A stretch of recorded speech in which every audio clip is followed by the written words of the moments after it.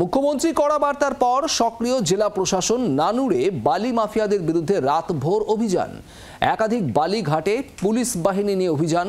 অজানত থেকে বেআইনিভাবে বালি তোলার সময় আটক লরি, বাজেয়াপ্ত হিসেবের খাতা, নথি, বালি তোলার মেশিন।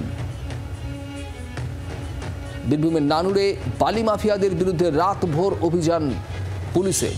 মুখ্যমন্ত্রী কদিন আগেই এই অবৈধ বালি খনন নিয়ে কড়া বার্তা দিয়েছিলেন, আর তারপরেই বীরভূম জেলা প্রশাসন সক্রিয় হয়েছে। এর আগেও আমরা দেখেছি। আর তারপর গতকাল রাতে নানুরে বালি মাফিয়াদের বিরুদ্ধে রাতভর অভিযান চালায় পুলিশ।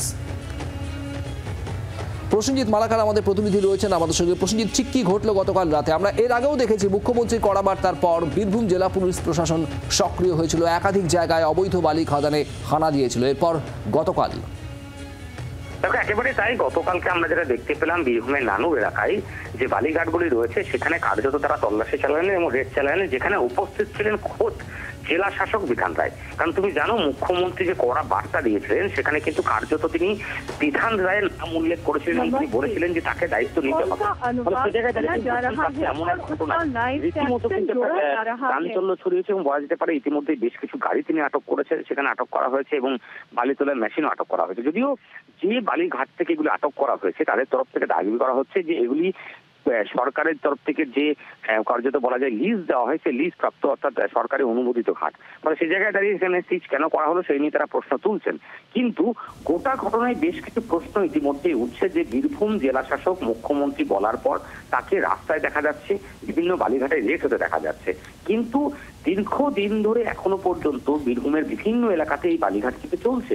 মানে সেগুলোর দিকে প্রশাসন কেন নজর দিচ্ছে না, সমস্ত দিকে কেন রেট হবে না, সেগুলো নিয়ে একটা প্রশ্ন উঠছে। যদিও প্রশাসনের তরফ থেকে বলা হচ্ছে যে সমস্ত ঘাটে এইভাবেই অভিযান চলবে এবং কোথাও অবৈধ ঘাট চললে সেই বিরুদ্ধে ব্যবস্থা নেওয়া হবে। প্রসেনজিৎ, এই জায়গাতে জানতে চাইবো যে এই যে বলা হচ্ছে হিসেবের খাতা, নথি, বালি তোলার মেশিন এগুলো বাজেয়াপ্ত করা হয়েছে, যারা এই বালি তোলার কাজে যুক্ত, অবৈধভাবে বালি তোলার কাজে, বালি মাফিয়ারা, তাদের কি হদিশ পাচ্ছে বা তাদের কি আটক করছে পুলিশ?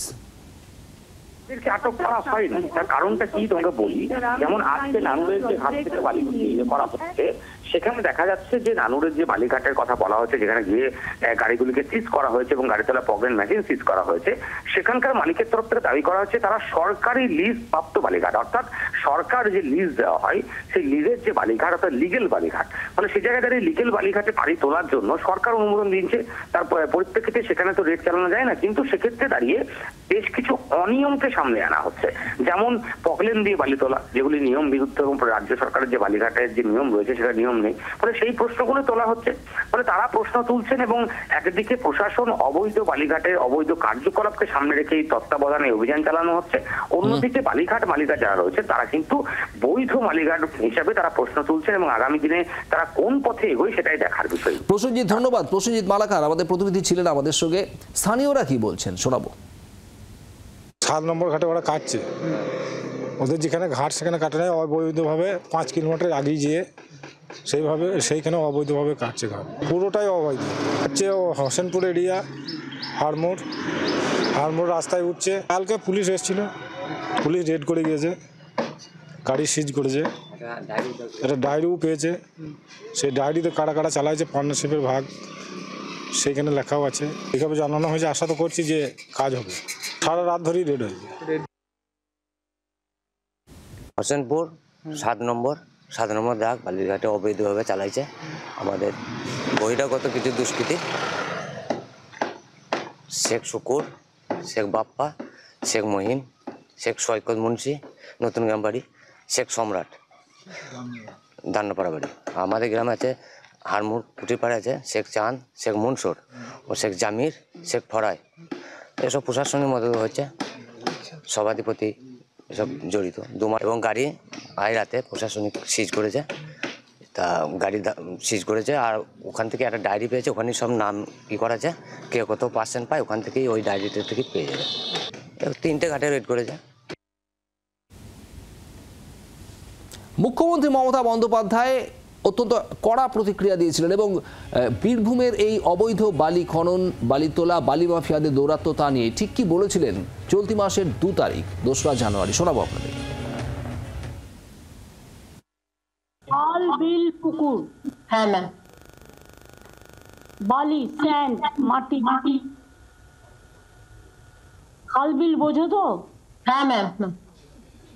গেছিল, ভালো করে ফিল্ড সার্ভে করে ধরে নাও। হ্যাঁ এবং গভর্নমেন্ট পাবে।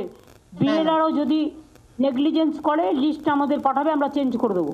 বীরভূমের ডিএমকে ডাকছি বিধান। Good afternoon madam. ম্যাডাম নমস্কার ম্যাডাম।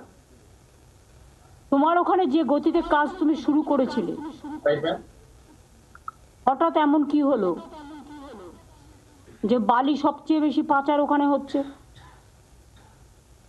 ম্যাডাম আমরা দেউচা পাঁচমিতেও